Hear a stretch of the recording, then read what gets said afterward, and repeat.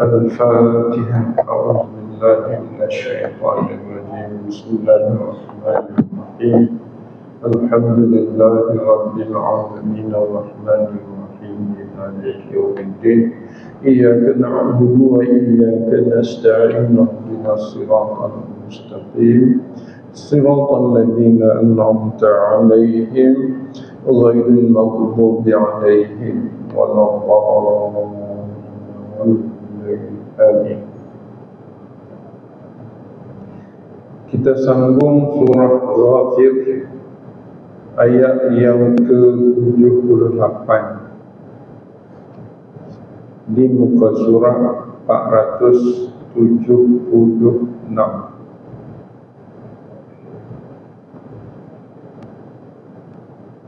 Ayat 78 atas ini. Dan sesungguhnya, saya baca terjemah dulu. Dan sesungguhnya kami telah mengutuskan beberapa orang rasul sebelum engkau tu Muhammad sallallahu alaihi wasallam. Jadi ini satu fakta. Kita boleh berhenti kat situ. Walaqad arsalna rusulan min qablika. Stop, boleh berhenti situ. Maksudnya sesungguhnya kami telah mengutuskan beberapa orang rasul. Rusul itu plural, jamak daripada rusulan min qablika, sebelum engkau. Ini satu fakta yang tidak boleh dinafikan lagi. Sebab apa kita kata fakta ni tak boleh nafi? Sebab ada lafaz dia panggil taukid, penguat. Ayat ni bila masuk dengan lafaz ada dua taukid tu, la sungguh-sungguh, qad sungguh-sungguh. Jadi dia kuat. Maknanya sebelum Nabi ni rasul-rasul.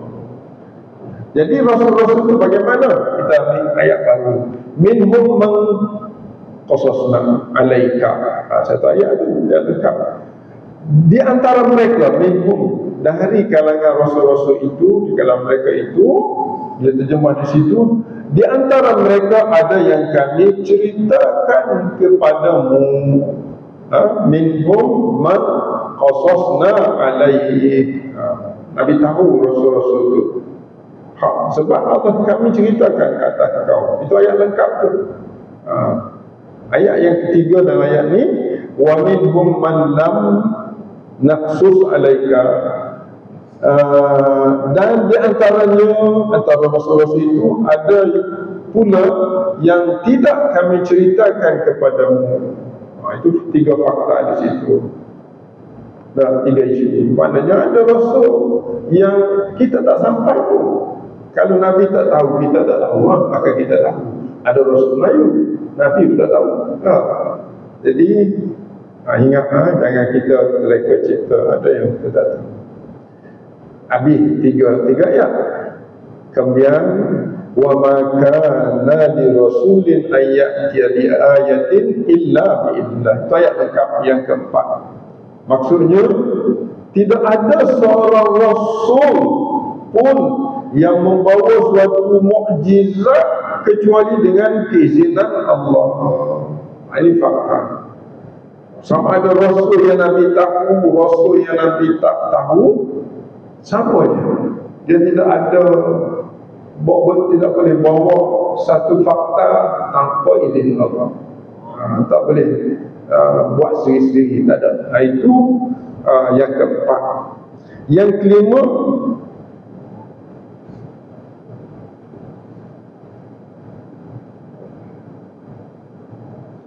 maka apabila telah datang perintah Allah, maksudnya fa iza jaa amrullah, itu tak habis tu, jangan berhenti situ.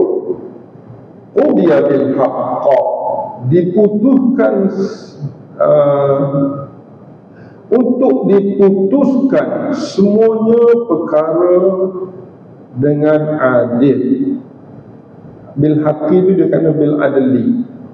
Nah, qudiya bil haqq, untuk diputuskan. bil haqqi bil adli, dengan adil. Ini satu fakta juga. Apabila datang perintah Allah datang itu ujian bil haqq, akan diputus dengan bil haqqi, dengan kebenaran, mana keadilan. Tapi wa khasira hunalikal mubtilun, ketika itu rugilah orang-orang yang berpegang kepada yang batil. Rugi lah. Jadi sekarang ni kita untung kita boleh buat benda-benda yang kita rasa kita kuat dah. Kita rasa kita boleh segala-galanya sekarang untung. Tapi besok khasirah kalau kita tidak apa-apa amrullah, perintah Allah. Fa idza jaa amrullah qudiya bil haqq. Siapa yang memutuskan dengan keadilan? Kita. Kalau kita tidak putus dengan bil haqqi, dengan keadilan, ikut perintah Allah, sebab Allah telah putuskan hukumnya, maka orang itu termasuk orang yang rugi. Sebab apa? Sebab dia yang mubtilun. Mubtilun ni dia batalkan keputusan Allah. Allah putus dalam Quran, dia tak ikut, dia batalkan yang Allah, dia buat yang dia punya. Maka ketika itu di akhirat besok Allah kata khasirah, rugilah, hunalika di sana. Hunalika itu di akhirat nanti. Sekarang tak rugi, besok kita akan rugi. Itulah satu 5 berita yang kita dapat daripada ayat 78 ini. Berita pertama apa? Kami telah utus sebelum kau beberapa orang rasul. Setengah mereka engkau tahu, setengah mereka engkau tak tahu. Dan yang keempat, tidak ada mana-mana rasul yang bawa mukjizat kecuali dengan izin Allah, dengan perintah Allah. Yang kelima, mana-mana perintah Allah telah diputuskan keadilannya oleh Allah. Dan rugilah orang-orang yang tukar keputusan Allah dengan membatalkannya, mengambil keputusan lain. Allah, satu berita yang sangat-sangat menakutkan. Kita tak nak bila besok kita digelar al-mubtilun, orang yang tukar keputusan yang telah ditetapkan oleh Allah dalam Quran. Sama ada kita yang mubtilun ataupun kita yang follow mubtilun. Kita ikut, kita tahu dia itu mubtilun, dia yang memutuskan untuk tidak ikut hukum Allah. Tiba-tiba kita ikut juga, dia kata tahu salah. Kita sekali dengan mereka itu, waliyadzubillah. Habis cerita ayat itulah, habis ayat lain pula. Allahu, ini dimula dengan isim. Tadi dimula fi'il arsalna, ni isim. Allah itu siapa? Okey, Allah itu siapa? Allah itu alladzi ja'ala lakumul an'am, Tuhan yang menjadikan untuk kamu binatang-binatang ternakan. Al-an'am itu binatang yang diternak. Untuk apa binatang ternakan? Tujuan dicipta binatang-binatang, lembu, kerbau, kambing, unta, semua sekali itulah yang diternakkan untuk litar kamu minha. Kita baca situ, litar kamu minha, untuk kamu tunggangi sebahagian daripadanya. Minha itu minal an'am, sebahagian daripadanya untuk kamu tunggangi. Habis ayat itu, litar kamu minha, tujuannya untuk kamu tunggangi sebahagian daripadanya. Wa minha, dan sebahagian yang lain, takuluna, kamu akan makan dagingnya. Dua binatang ternakan itu. Walakum fiha manafi', dan untuk kamu pada fiha itu, pada binatang-binatang ternakan itu, manafi'. Manafi' ni manfaat. Kita guna manfaat. Manafi' jadi pada manfaatun. Manafi' banyak, berbagai-bagai manfaat. Manfaat ni faedah lah, kegunaan. 2, 3 makna litarkabu minha, 1. Yang kedua, wa minha takulun. Takulun tu dia tak sebut makan apa, makan daging ke, makan hasil jual daging ke, tu kamu makan dagingnya sembelih. Kalau makan hasil dagingnya, jual daging. Nah, gitu. Dan yang ketiga, walaupun fiha manafi', bermacam kulit dia, susu dia, tulang dia, belulang dia, macam-macam. Kita guna untuk manfaat-manfaat yang boleh digunakan. Yang keempat, walitabluhu 'alaiha hajatan fi sudurikum. Walitabluhu, apa makna tabluhu? Balagha sampai. Dia kata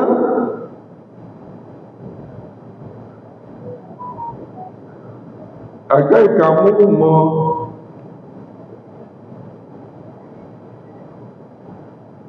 dia kata agar kamu memenuhi suatu tujuan yang tersimpan di dalam hatimu dengan menunggangnya.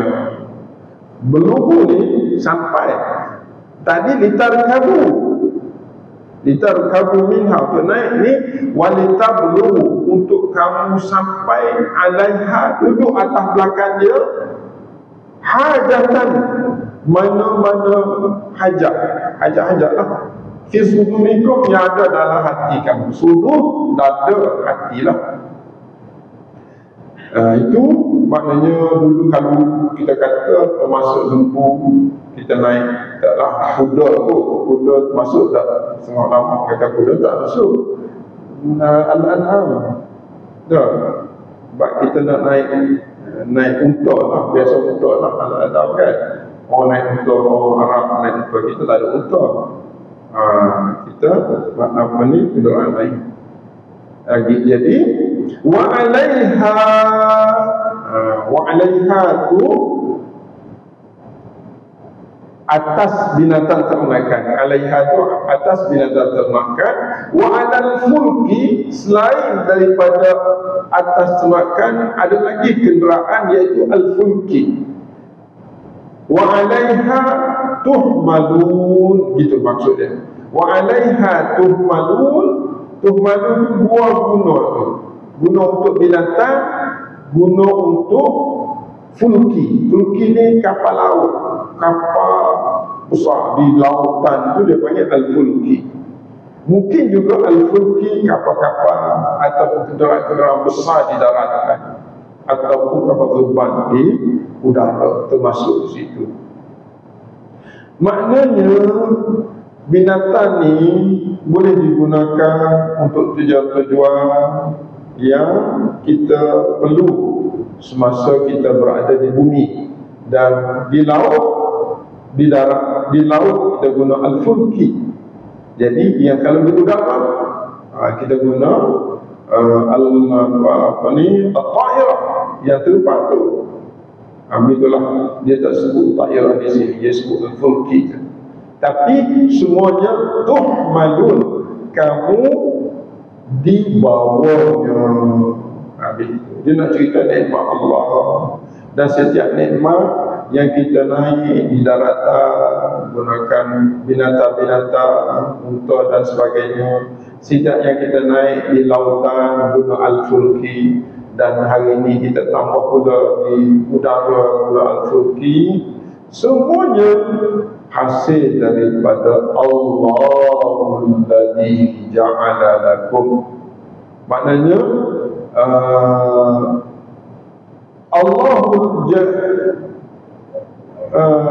Allahul ladzi ja'ala lakum al-an'am. Samalah dengan Allahul ladzi ja'ala lakum al-fulka. Allah lah menjadi untuk kamu al-fulka. Fulka apa? kenderaan laut, kapal-kapal besar. Ingat dalam surah Yasin, wa ayatul lahum anna hamalna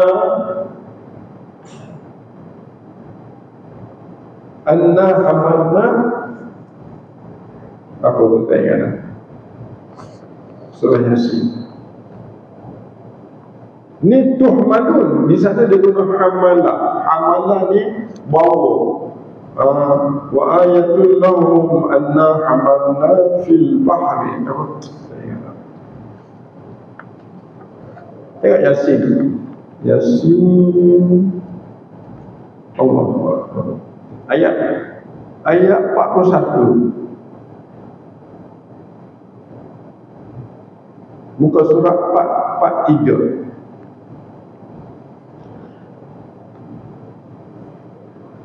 Dia sama dengan Yasin, cuma cara dia baca lain. Ayat 41 muka surat 443 surah Yasin. Wa ayatul lahum, dan di antara tanda kebesaran Allah bagi mereka adalah kami bawa keturunan mereka dalam kapal yang penuh dengan muatan. Okey. Ni dia panggil al-fulki juga, sama juga dengan ayat ni, wa 'alaiha wa 'alal fulki. Benda sama. Al-fulki. Kapal macam kapal Nabi Nuh, dia panggil al-fulki, kapal besar. Ni antara tanda kebesaran Allah bahawa anna hamalna, bahawa kami bawa mereka, kami bawa zuriat keturunan mereka manusia filki dalam kapal besar al-mashhun, yang mereka menanggung. Wa khalaqna, ayat 42 surah Yasin juga, wa khalaqna lahum min mithlihi, dan kami ciptakan untuk mereka min mithlihi, dari seumpama itu juga, untuk dibawa juga. Mayar kabut, ni umum lagi, umum. Pada ma itu makna kenderaan yang mereka naik. Ini umum, boleh masuk tadi kapal terbang, kapal laut yang Nabi Nuh bersama pengikut-pengikut manusia yang terbaki daripada banjir besar. Kemudian makhluk-makhluk lain dia naik. Makna Allah ciptakan untuk mereka, sama juga tujuannya. Apa sahaja yang mereka naik, ma tu mungkin kapal laut, mungkin kenderaan kereta, lori semua sekali, mungkin juga kapal terbang, yang penting yarkabu, mereka naik.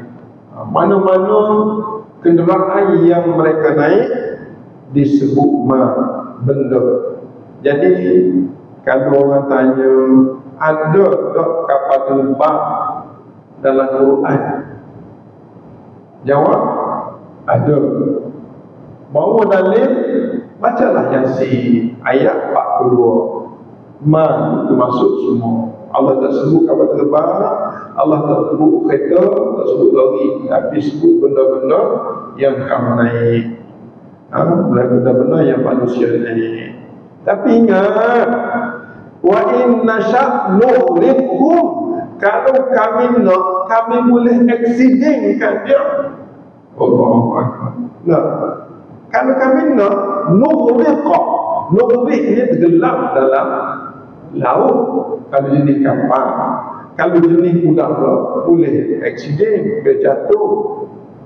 Pada ketika itu, fala sarikha lahum, tak ada siapa pun sarikh yang boleh menyelamatkan untuk mereka, walau illa rahmatan minna, kecuali keselamatan itu daripada rahmat daripada kami, dan keselamatan sampai beberapa ketika.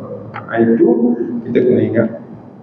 Jadi kita tengok ayat ini, makna itu nikmat-nikmat kenderaan ataupun binatang ternakan dan juga kenderaan laut yang Allah SWT jadikan untuk kita tanggung. untuk kita naiki. Ayat 81, wa yurikum ayatihi, yuri, dan ia siapa? Allah. Ayat 78 tu, 79 tu, Allahul ladzi ja'ala lakumul an'am. Lepas tu Allahu wallahu yurikum. Wa tu selepas waw, sebelum yuri kita boleh masuk Allah, maknanya wallahu yurikum, gitu. Dan Allah juga memperlihatkan, dan dia menunjukkan, dalam terjemah ni menunjukkan tanda-tanda kebesarannya, maknanya wa yurikum ayatihi. Ayat-ayat tu bukan ayat-ayat Quran tu, bukan ayat Quran tu. Ayatihi maknanya kita tambah selepas tu ayati qudratihi, qudratihi, ayat-ayat kekuasaannya. Langit, ayat qudratihi. Bumi, ayat qudratihi. Apa lagi? Pokok-pokok, ayat qudratihi. Binatang-binatang ternakan, ayat qudratihi. Kita, ayat qudratihi. Allah tunjukkan kepada kita tanda-tanda kekuasaannya. Sampai situ. Wa yurikum ayatihi, ay wa yurikum ayati qudratihi. Allah, kita nampak dah ayat-ayat kekuasaan Allah. Soal, fa ayya ayatillahi tunkiru.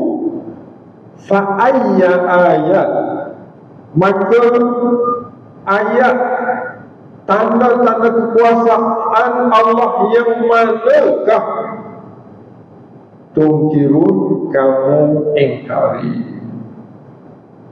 Ayat kekuasaan Allah mana mau ingkari? Kamu nak ingkar tentang ciptaan Allah diri kamu ke? Ada orang kafir yang tidak percaya adanya akhirat. Dia kata apa? Kita ni bila mati jadi apa, debu, tak ada dah. Mati susah dah, tak payah fikir syurga neraka dah. Ini orang ingkar ciptaan kita yang dulu tak ada jadi ada. Dia tak boleh fikir dah besok bila mati dibangkit semula, dihidupkan semula. Dia tak boleh terima, tak rajin. Tapi dia tak fikir yang dulu dia tak ada. Kalau nak kira waktu tak rajin lagi, tak ada apa, air mani je, tapi boleh dibangkit semula. Kalau masa tu air mani bertemu lelaki dan perempuan, boleh jadi manusia macam kita. Lepas mati, Allah matikan kita, buang roh kita, ada lagi jasad, cuma hancur je, lagi senang lah Allah nak bangkit semula. Tapi orang yang sombong, yang tak kenal Allah, walaupun dibuktikan dengan bukti-bukti kebesaran Allah, mereka ingkar. Jadi tak patutlah kita mengingkari. Jadi untuk mendapat ilmu tentang bukti-bukti kebesaran Allah, macam mana? Dalam ayat 82 Allah Subhanahu wa ta'ala minta kita menjelajahi. Kita baca sikit kot ni. Ambil dah ni. Tak khatam lagi ni sikit. Ada 3 ayat ni. Berapa ayat? Kenapa khatam ke depan? 1, 2, 3, 4. Kita cuba. A'udzu billahi minasy syaithanir rajim.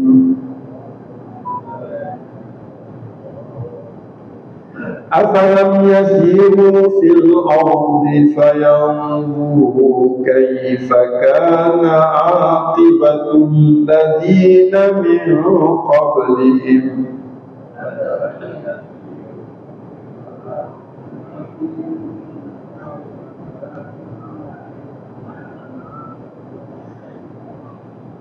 كانوا أكثر منهم وأشد قوة وآثارا في الأرض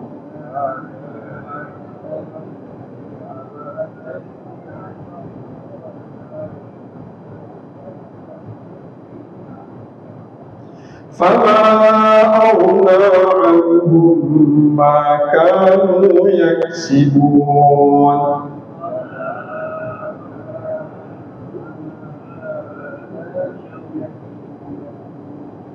فلما جاءتهم رسلهم بالبينات فرحوا بما عندهم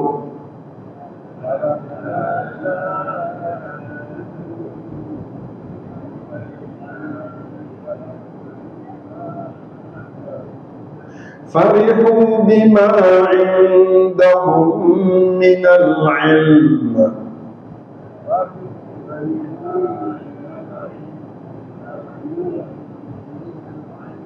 وحاق بهم ما كانوا به يستهزئون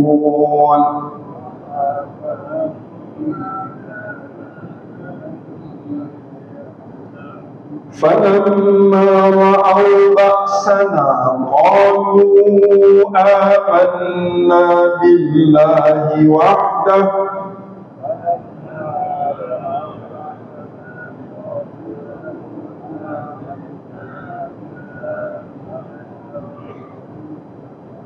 وكفرنا بما كنا به مشركين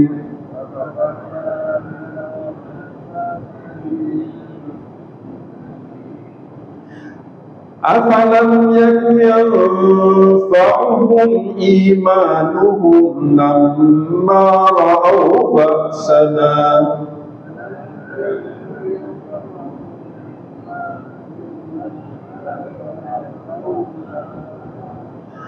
سنة الله التي قد خلت في عباده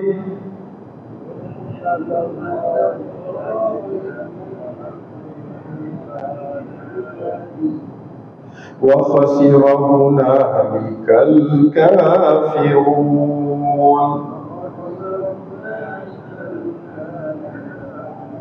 Sadaqallahul Azim.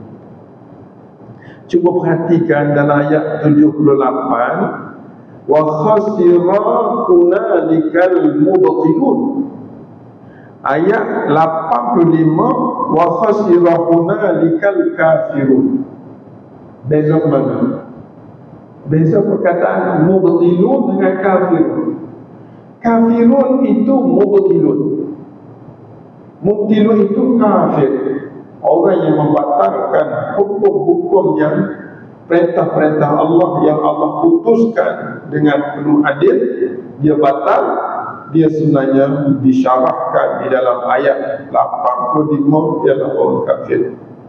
Kalau siapa-siapa membatalkan keputusan yang Allah telah adili dalam Islam, maka dia termasuk orang-orang yang kufur kepada Allah Subhanahu wa ta'ala. Itu menakutkan.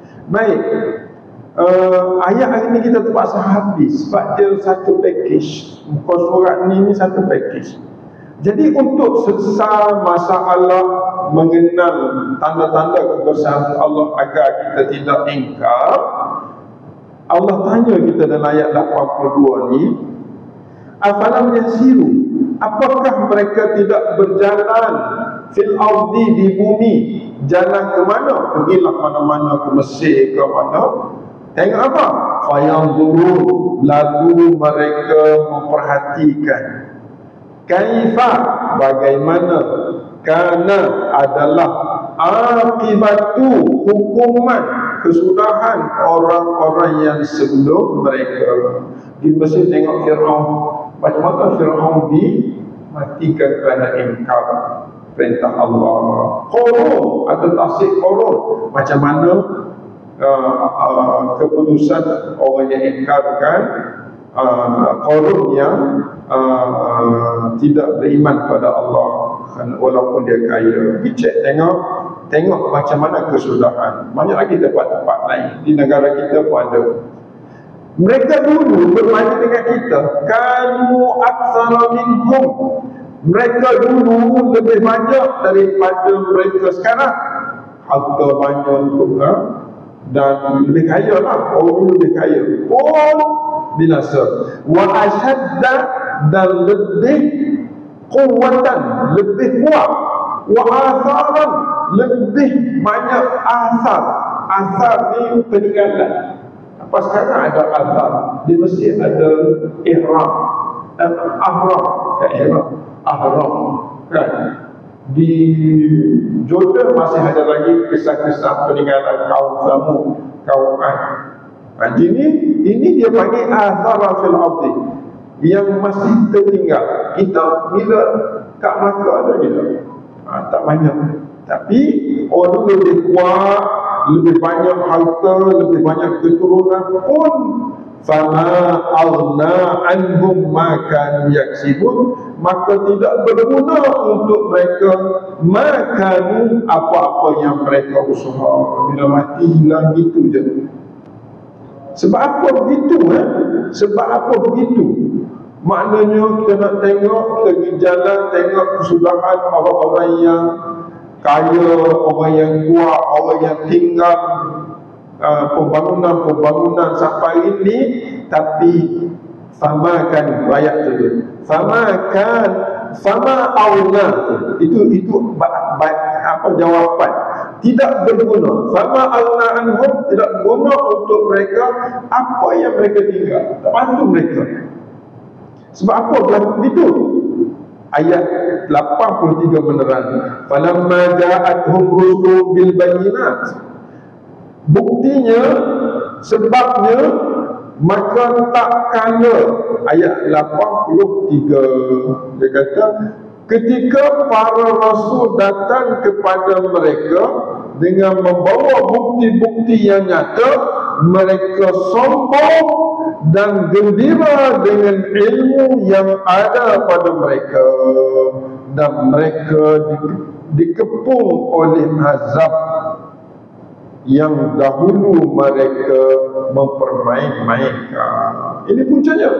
Puncanya mereka itu tak berguna, sebab bila datang pada mereka, falamma ja'atuhum rusuluhum, tak kala datang kepada mereka rasul-rasul mereka bil bayyinat, dengan bukti-bukti kebesaran Allah, keadilan Allah, hukum Allah. Apa yang mereka bertindak? Farihu bima indahum minal ilmi, mereka lebih happy dengan apa yang ada pada mereka daripada ilmu. Dia kata kita dah ada hukum, dah buat apa tempoh lagi, hukum Allah tak mesti adil. Dia bangga, farihu bima indahum minal ilmi, kepakaran, ilmu ni kepakaran. Jadi kita ingatlah, kalau kita ni berbangga dengan ilmu kita, buang ilmu Allah, inilah kisah besok. Wa haqa bihim bima kanu yastahzi'un. Di akhirat, haqa ni dia terjemah di sini, dan mereka dikepung. Haqa bihim di akhirat ni, haqa ni di akhirat. Di akhirat nanti mereka terkepung dengan mereka makanu bihi, dari apa yang mereka semasa di dunia yastahzi'un, mengada-ngadakan, mengejek-ejekkan, terkepung di akhirat. Apa? Kita tak dapat ni. Bila kita jangan terkepung kerana kita nak sombong dengan ilmu yang kita miliki. Kita rasa ilmu kita ni boleh maju pun, tak payah hukum Allah pun boleh maju, boleh hebat lagi. Jadi esok kita haqa bihim ma kanu bihi yastahzi'un. Orang ni menyesal nanti.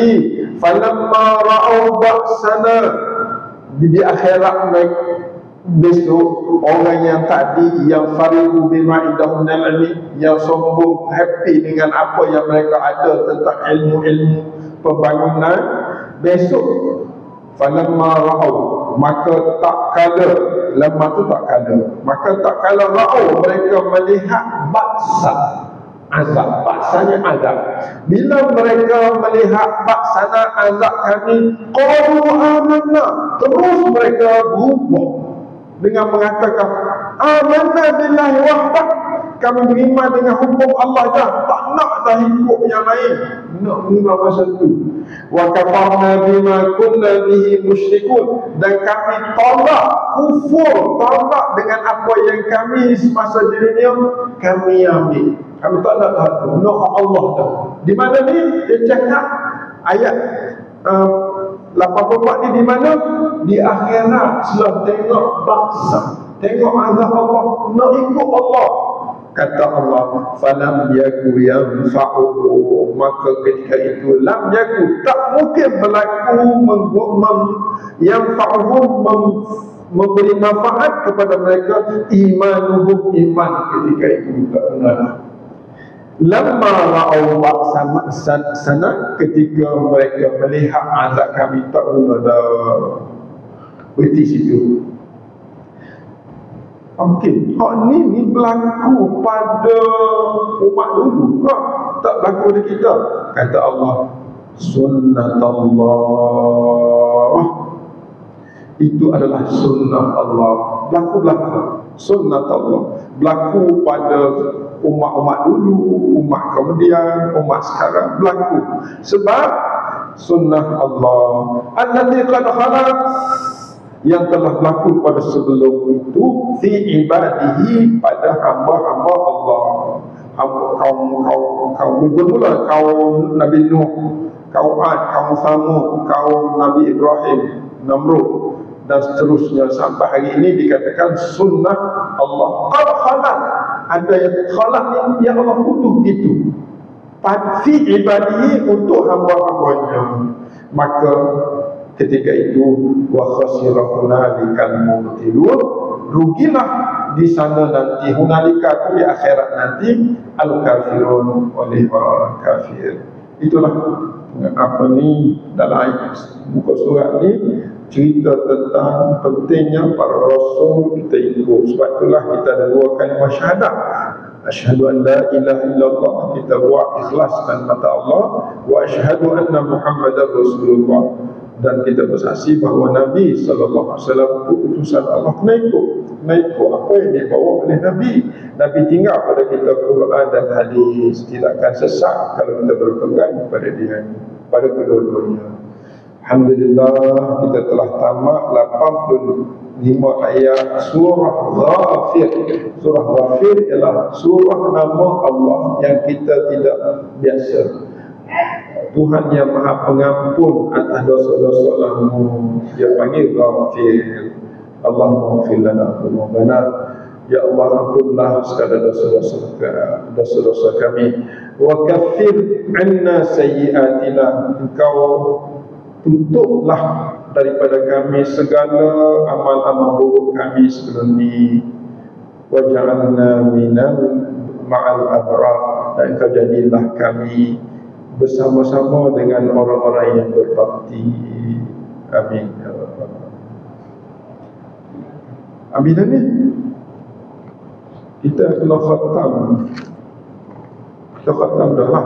Jadi minggu depan ni kita sebelum pindah ke Hamil yang kedua. Ni Hamil pertama ni. Kita ada 7 Hawamil. Jadi insya-Allah minggu depan dengan izin Allah, kalau tak ada apa-apa, kita bincang minggu depan apa dulu.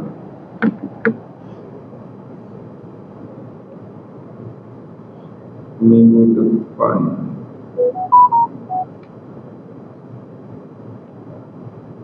Jumaat 24. Jumaat depan ni kemungkinan besar kena cuti 24 bulan. Sebab anak ada program dekat Kelantan 24-25. Alhamdulillah kita mungkin 31 tu kita 31 tu hari Jumaat juga. 31 tu kita khatam tu. Kita doa khatam hari ni bawah ni. Dan doa pun dah lewat kita. Kita kesimpulankan Hamil Wafir ni dan kita doa khatam. Maksud tu kalau kita nak sembelih kambing boleh. Kambing ni apa ni? Ayat ni mahal kambing. Nah, Subhanakallahumma wa bihamdika asyhadu an la ilaha illa anta astaghfiruka wa atubu ilaik. والعصر إن الإنسان لفي خسر إلا الذين آمنوا وعملوا الصالحات وتواصوا بالحق وتواصوا بالصبر.